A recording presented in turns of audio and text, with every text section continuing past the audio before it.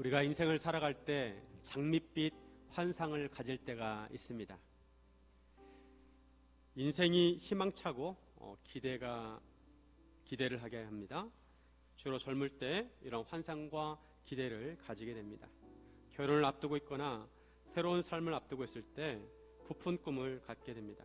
그런데 그처럼 화려한 인생의 기대를 가지고 있을 때 예상하지 못했던 일들을 만나기도 합니다. 그럴 때 두려운 마음과 걱정과 근심이 몰려오고 그 문제로 인해서 고민하게 됩니다. 오늘 본문에서도 그런 사람이 나옵니다. 바로 요셉입니다. 요셉은 마리아와 약혼을 한 상태였습니다. 이스라엘에서는 결혼을 하기 약 1년 전에 약혼을 합니다. 약혼도 결혼과 같은 법적인 효력이 있었습니다. 그래서 남편과 아내로서 법적인 효력이 있었습니다. 그 당시에 이스라엘에서는 주로 20살이 되기 전에 결혼했습니다. 주로 빠르면 12살에서 13살에 결혼을 했다고 합니다. 요즘 생각으로 하면 어쩌면 그렇게 이른 나이에 결혼할 수 있을까 생각할 수 있지만 그 당시에는 평균 수명이 짧았습니다. 요셉과 마리아도 20살이 안 되는 나이에 결혼을 했을 것입니다. 그런데 요셉이 약혼한 마리아가 임신한 것을 알게 됩니다. 그 당시에 약혼을 하였어도 관계를 해서는 안 됩니다. 요즘은 사람들이 혼전, 순결을 중요하게 생각하지 않는 경향이 있습니다. 하지만 하나님께서는 순결을 중요하게 생각하십니다. 요셉이 마리아와 약혼을 하고 나서 결혼할 날을 손꼽아 기다리면서 마리아와 행복한 결혼 생활을 꿈꾸었습니다. 그런데 자기의 약혼녀 마리아가 임신을 하였습니다. 마리아 뱃속에 있는 아기는 자기의 아기가 아닙니다. 요셉이 이 사실을 알게 되었을 때 마음이 무너져 내렸을 것입니다.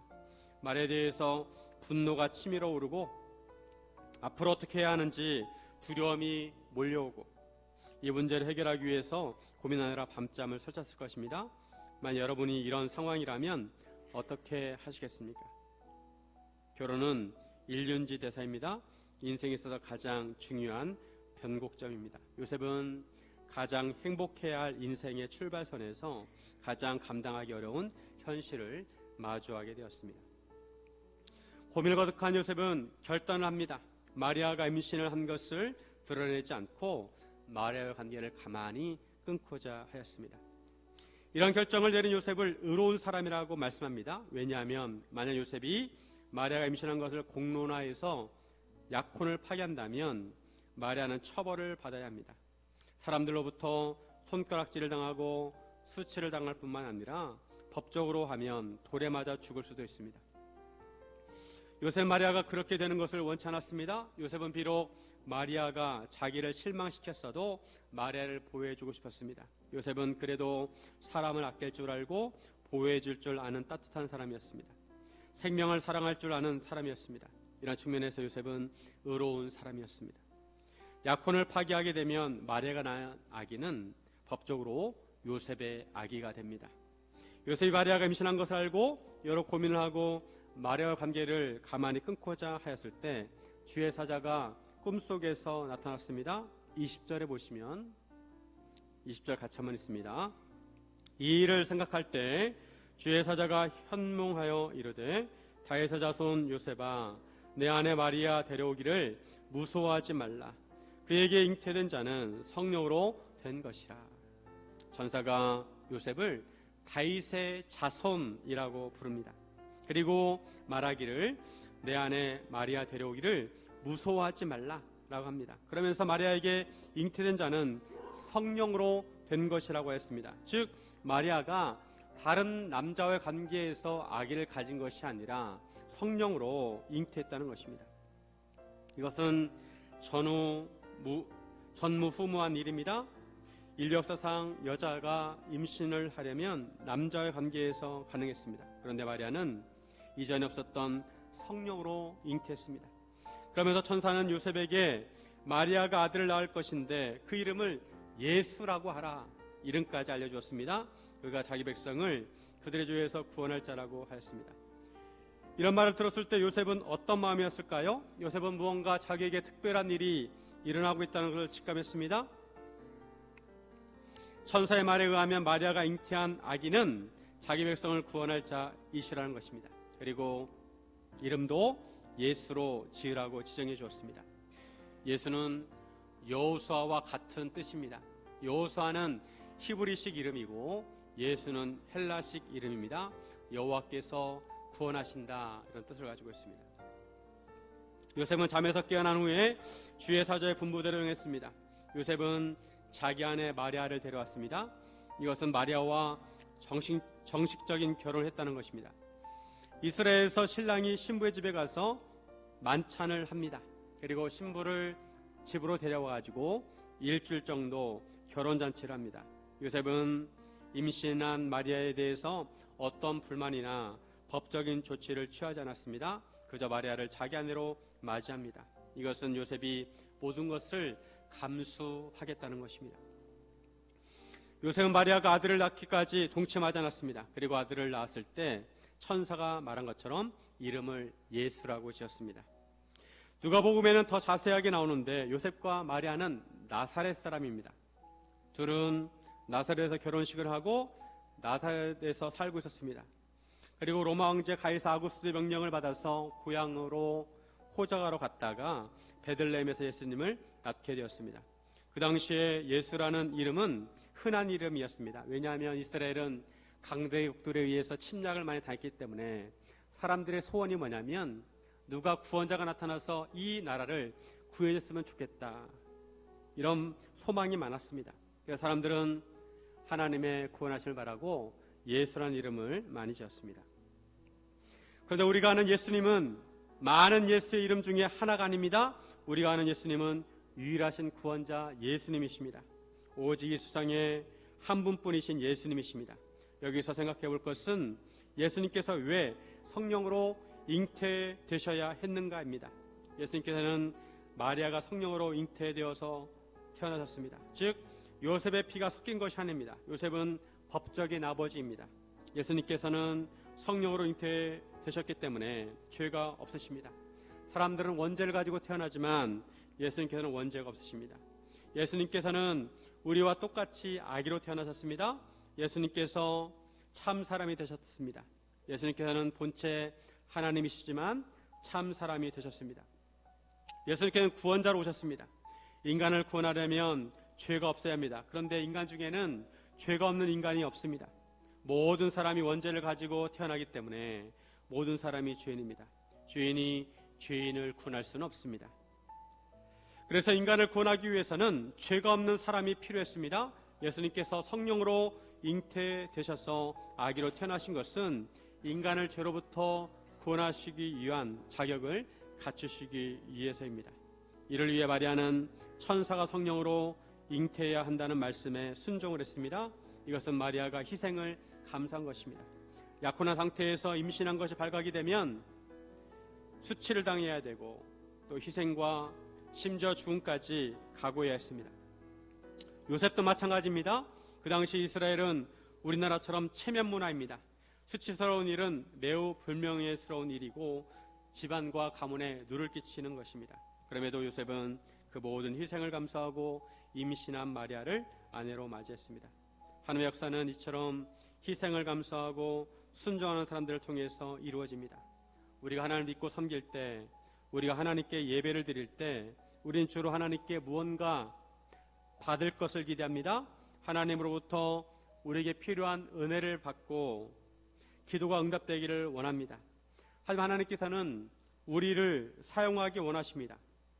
하나님의 역사를 위해서 우리가 하나님께 순종하기를 원하십니다. 우리가 하나님께 순종하려면 희생과 헌신을 해야 합니다.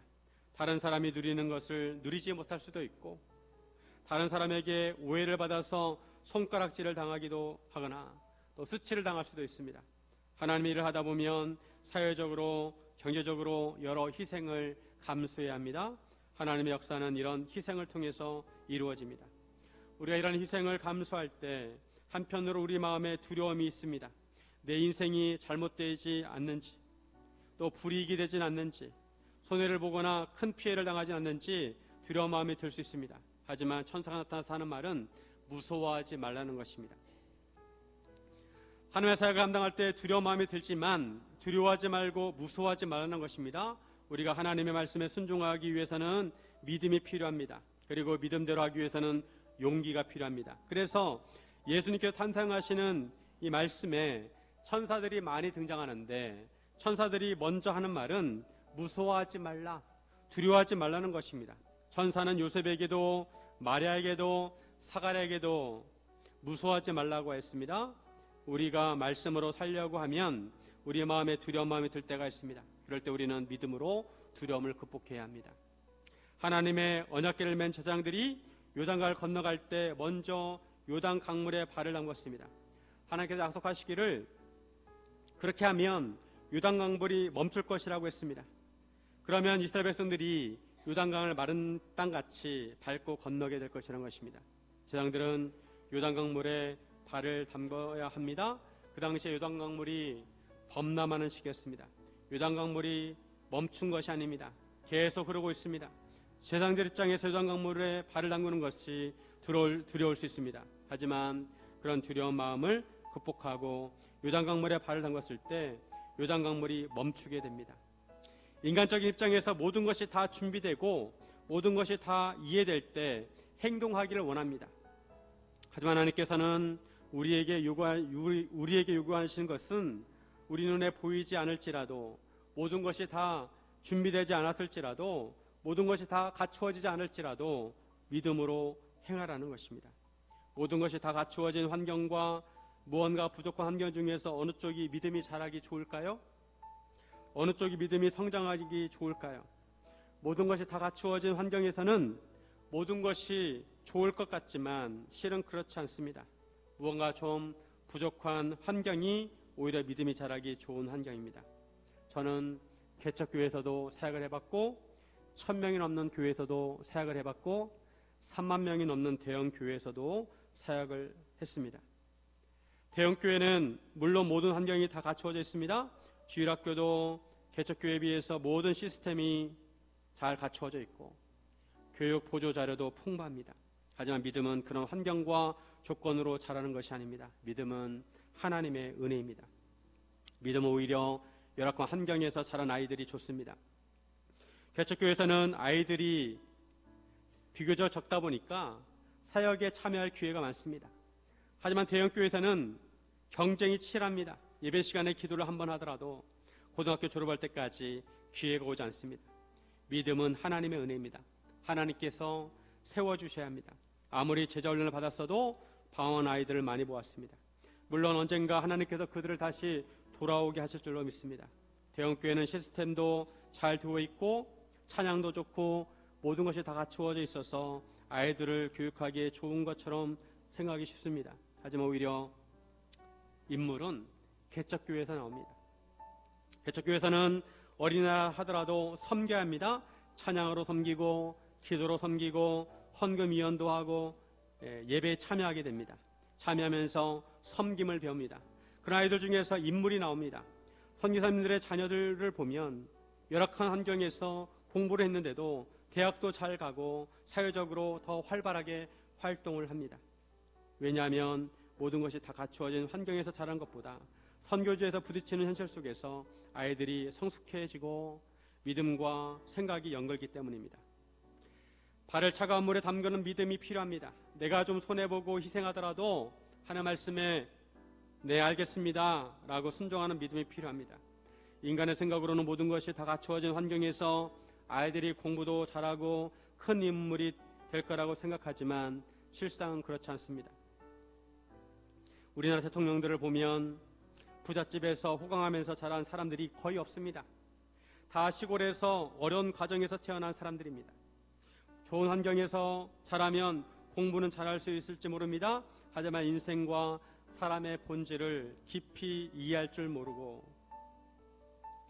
오히려 그런 어려움을 경험한 사람들이 인생과 사람의 본질을 이해하게 됩니다.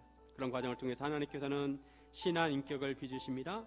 하나님께서는 언제나 모든 것이 갖추어진 자리보다 부족하지만 순종할 수 있는 자리를 통해서 일하십니다. 그래서 우리가 하나님의 역사에 동참하려면 내어드리는 믿음을 가져야 합니다. 마중물 신앙이 필요합니다. 펌프로 우물물을 길어 올릴 때 먼저 물 한 바가지를 붓고 우물물을 길어 올릴 수 있습니다. 하나님께서는 우리에게 마중물의 믿음을 원하십니다. 요셉은 이런 마중물의 믿음이 있었습니다.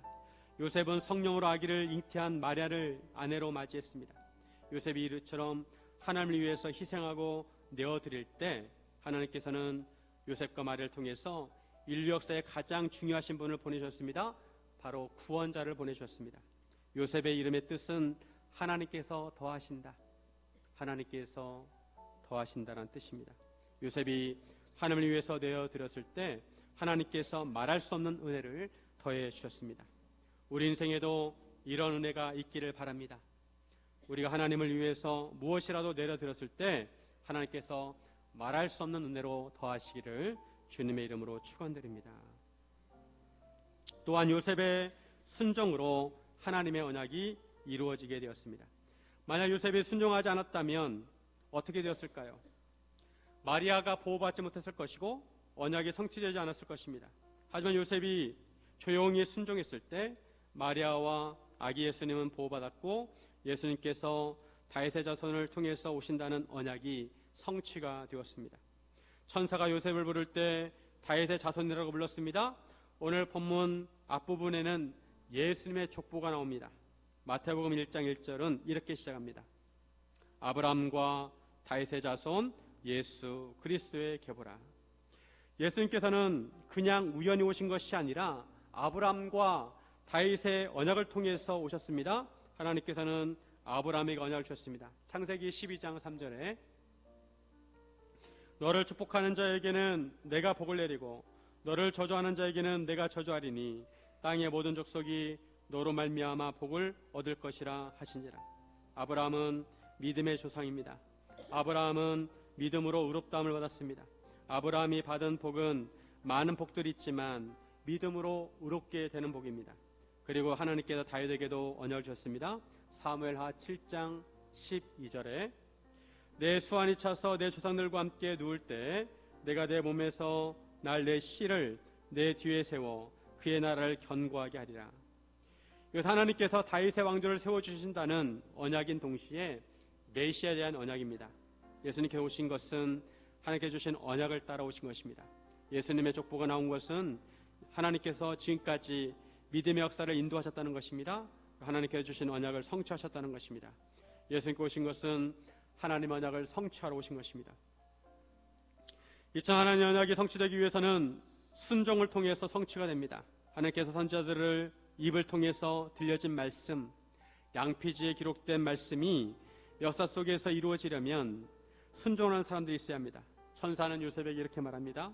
22절 같이 한번 있습니다. 22절 이 모든 일이 된 것은 주께서 선지로 하신 말씀을 이루려 하심이니 이르시되 이 모든 일이 이루어진 것은 하나님께서 선지자에게 주신 말씀을 이루시기 위함이라는 것입니다. 하나님께서 700년 전에 이사야 선지자를 통해서 주신 말씀을 이루시기 위해서 마리아가 성령으로 아기를 잉태한 것입니다. 그러면 하나님께서 700년 전에 이사야에게 어떤 말씀을 주셨을까요? 오늘 본문 23절에 나옵니다. 보라 처녀가 잉태하여 아들을 낳을 것이요 그의 이름은 임마누엘이라 하리라 하셨으니 이를 번역하면 하나님이 우리와 함께 계시다 함이라. 처녀가 잉태하여 아들을 낳을 것이라는 것입니다. 남자를 알지 못하는 처녀가 어떻게 아들을 낳을 수 있을까? 사람들이 이런 말을 들으면 이상하게 듣습니다. 믿지 않을 것입니다. 어떻게 처녀가 아기를 낳을 수 있을까 따집니다. 하지만 하나님께서는 무에서 유를 창조하시고 없는 것에서 있는 것을 창조하십니다. 하나님께서는 전지전능하시고 능치 못할 일이 없으십니다. 하나님께서는 이 언약을 이루시기 위해서 마리아로 하여금 성령으로 잉태되게 하셨습니다. 마리아가 천사로부터 이 말씀을 받았을 때 그대로 순종하였습니다. 이 말씀은 순종하는 마리아를 통해서 이루어졌습니다. 그리고 순종하는 요셉을 통해서 이루어졌습니다. 만약 마리아와 약혼한 요셉이 공개적으로 약혼을 파기한다면 마리아의 목숨이 위험해질 수 있습니다. 돌에 맞아 죽을 수도 있습니다. 그러면 아기 예수님께서 태어나실 수가 없습니다. 하지만 의로운 요셉은 천사가 분부한 대로 순종했습니다. 요셉은 천사가 전해준 말씀을 믿었고 그대로 순종했습니다. 요셉은 마리아를 아내로 맞이하였고 성령으로 잉태된 아기를 낳을 때까지 보호해 주었습니다. 이렇게 해서 아기 예수님께서 태어나셨습니다. 이처럼 선포된 하나님의 언약은 순종을 통해서 이루어집니다. 마태복음에서 계속 반복되는 구절은 이는 선자를 통해서 하신 말씀을 이루려 하심이라 적어도 10번 이상 반복하고 있습니다. 예수님께서 하나님의 언약을 이루시기 위해서 오셨습니다. 그래서 예수님께서는 자신의 주장을 하신 것이 아니라 하나님의 말씀에 철저하게 순종하십니다. 예수님께서는 십자가에 죽기까지 복종하셨습니다. 만약 이런 예수님의 순종이 없었다면 우리에게 구원의 기회가 없었을 것입니다. 예수님께서 순종하심으로 하나님의 언약을 이루셨기에 우리에게 구원의 기회가 임하게 되었습니다. 우리를 위해 십자가를 지신 예수님을 믿기만 하면 구원을 얻게 됩니다. 이것이 성탄절이 기쁜 이유입니다. 우리 성탄절에 기뻐야 하는 이유는 선물을 받아서도 아니고 산타 때문도 아니고 루돌프 때문도 아닙니다. 우리를 구원하신 아기 예수님께서 오셨기 때문입니다. 우리는 성경을 가지고 있습니다. 성경은 하나님의 완성된 계시입니다. 또한 성경은 하나님의 언약입니다. 이미 이루어진 언약도 있지만 아직 이루어지지 않은 언약들도 있습니다. 성경에 기록된 언약이 우리 삶 가운데 이루어지려면 순종을 통해서 이루어집니다. 무엇을 통해서요? 순종을 통해서. 요셉이 순종할 때 모든 것이 다 이해된 것은 아닙니다. 요셉이 질문하거나 천사가 설명한 것도 아닙니다. 그럼에도 요셉은 하나님의 말씀에 조용히 순종했습니다. 이런 요셉의 순종을 통해 한 분뿐이신 예수님께서 태어나셨습니다. 우리도 요셉처럼 모든 것이 이해되지 않을지라도 조용히 순종하는 것이 필요합니다. 아브라함은 하나님께서 아들 이삭을 제물로 바치라고 하셨을 때 순종했습니다. 언약의 아들 이삭을 바치면 내 자손이 하늘의 별처럼 바닷가의 모래처럼 많게 할 것이라는 하나님의 언약이 소원해집니다. 하지만 아브라함은 아침에 일찍 일어나서 이삭을 데리고 하나님께서 지시하신 산으로 갔습니다. 아브라함이 순종하였을 때 하나님께서는 결국 이삭을 살리시고 양을 준비해 주셨습니다. 사르밧가부도 조금 남은 밀가루를 가지고 떡을 만들어 죽으려고 했다가 엘리야가 그것으로 떡을 만들어 가져오라는 말씀에 순종하고 가뭄이 끝날 때까지 기름과 가루가 떨어지지 않게 되었습니다. 하나님의 언약을 믿고 조용히 순종하는 것은 결국 손해가 아닙니다. 그 순종을 통해서 하나님께서 역사하시고 은혜로 우리에게 돌아오는 것입니다.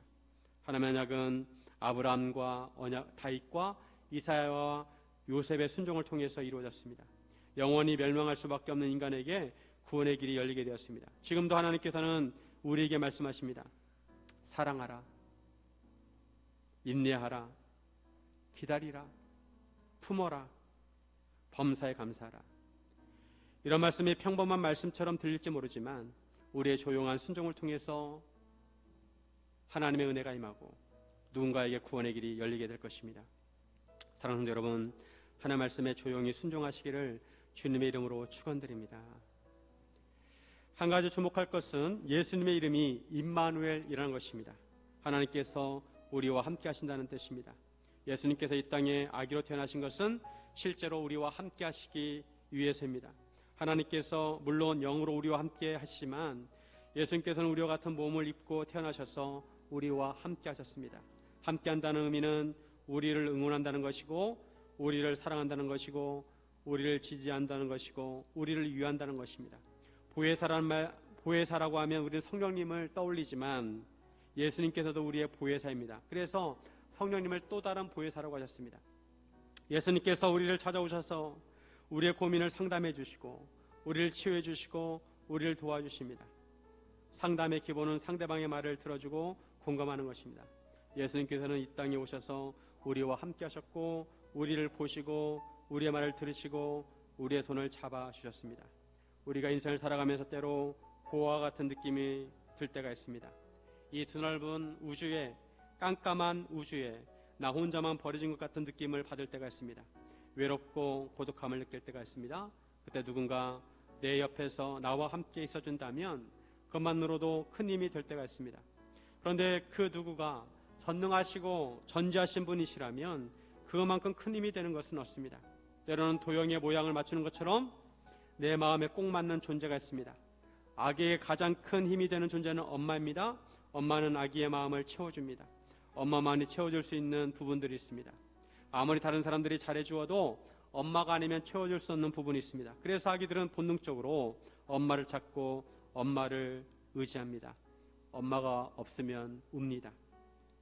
저도 아주 어렸을 때 새벽에 깨어났는데 옆에서 자고 있던 엄마가 없는 거예요. 그래서 어린 마음에 온 힘을 다해서 울었습니다. 온 동네가 떠나가도록 울었습니다. 그때 제 울음소리를 듣고 엄마가 달려오셨습니다. 그날 동네에 무슨 행사가 있었는지 엄마가 새벽에 아줌마들과 바람떡을 만들고 있었습니다. 저는 엄마가 가져온 바람떡을 맛있게 먹고 다시 잠든 적이 있습니다. 어린아이는 의존적입니다. 엄마가 없으면 본능적으로 생존의 위험을 느낍니다. 그래서 항상 엄마를 찾고 엄마를 의지합니다. 그것은 엄마가 필요한 것을 채워주기 때문입니다. 마찬가지로 하나님만이 채워줄 수 있는 부분이 있습니다. 하나님께서는 인간의 마음을 천하보다 크게 만드셔서 하나님 아니시면 채울 수 없는 부분이 있습니다. 이 세상의 온갖 것으로 채우려고 해도 채워지지 않습니다. 오히려 갈증이 더 심하고 공허를 느낍니다. 세상 사람들이 부러워하는 부자라도 외로움과 고독을 느낍니다. 왜냐하면 그 마음을 하나님께 채워주셔야 하기 때문입니다. 예수님께서는 우리의 마음을 채워주시려고 우리에게 오신 것입니다. 그리고 우리와 함께 하십니다. 예수님께서는 임마누엘이십니다. 온 우주에서 고아처럼 버려진 우리를 찾아오셨습니다. 우리를 찾아오시고 우리의 마음과 영혼을 채워주실 수 있는 분은 오직 예수님 뿐입니다. 우리를 구원하실 분도 오직 예수님밖에 없습니다. 우리가 성탄절을 기뻐하는 이유는 오직 한 분뿐이신 예수님께서 우리를 찾아오셨기 때문입니다. 그리고 예수님께서는 이 세상을 떠나실 때도 항상 우리와 함께 하신다고 약속하셨습니다. 그래서 우리가 외롭고 고독할 때마다 예수님을 찾고 예수님을 의지해야 합니다. 우리 눈에 보이지 않지만 예수님께서 우리와 항상 함께 하십니다. 예수님께서는 아픔을 하셨고 배고픔을 하셨고 외로움을 하셨고 죽음까지 경험하셨습니다. 예수님께서는 우리가 푸른 초원에 있든지 사망의 골짜기에 있든지 우리와 항상 함께 하십니다. 요셉은 예수님께서 13살 때 예루살렘에 있는 성전을 찾아오셨을 때 등장하고 그 이후로는 보이지 않습니다. 예수님께서 본격적으로 30살 때 지상사역을 시작하셨는데 그때도 요셉이 등장하지 않습니다. 이것으로 봐 요셉은 예수님께서 어린 나이에 죽었던 것 같습니다. 예수님은 요셉으로부터 목수의 일을 전수받아서 생계를 유지하셨습니다. 그 당시에 목수는 단지 목재만 다루는 것이 아니라 농기구도 즉 철도 다루었습니다. 요셉의 역할은 작아 보입니다. 요셉은 성경에서 많은 말을 하지 않습니다. 기적을 행하지도 않았고 설교를 하지도 않았습니다. 예수님의 공생애가 시작되자 그는 성경에서 조용히 사라집니다. 그러나 요셉은 한 가지를 남겼습니다. 요셉은 예수님의 이름을 지어준 사람입니다. 그 이름을 예수라 하라. 요셉은 그 말씀에 순종해서 아기의 이름을 예수 곧 여호와는 구원이시다라고 불렀습니다. 그 이름은 이후에 병든 자를 살리고 귀신을 쫓아내고 십자가에서 인류를 구원하는 이름이 됩니다. 요셉은 아무것도 남기지 않은 것처럼 보이지만 구원의 이름 하나를 역사 속에 남긴 사람입니다. 사랑하는 여러분, 성탄은 화려한 사람이 만든 이야기가 아닙니다. 성탄은 한 여인의 순종 그리고 한 남자의 조용한 결단을 통해 이루어진 하나님의 언약의 성취입니다. 요셉은 모든 것을 이해해서 순종하지 않았습니다. 질문할 수도 있었고 거절할 수도 있었습니다. 그러나 그는 말씀 하나에 인생을 걸었습니다. 그 순종 위에 오직 한 분뿐이신 예수님께서 오셨습니다. 오늘 우리에게도 하나님은 말씀하십니다. 두려워하지 말라. 내 말을 따르라. 내가 너와 함께 한단다. 성탄의 기쁨은 받는 데서 끝나지 않고 순종으로 이어질 때 완성이 되는 것입니다. 사랑하는 여러분, 이 성탄절에 요셉처럼 조용히 순종함으로 하나님의 언약이 우리의 가정과 삶 가운데 다시 태어나기를 주님의 이름으로 축원드립니다.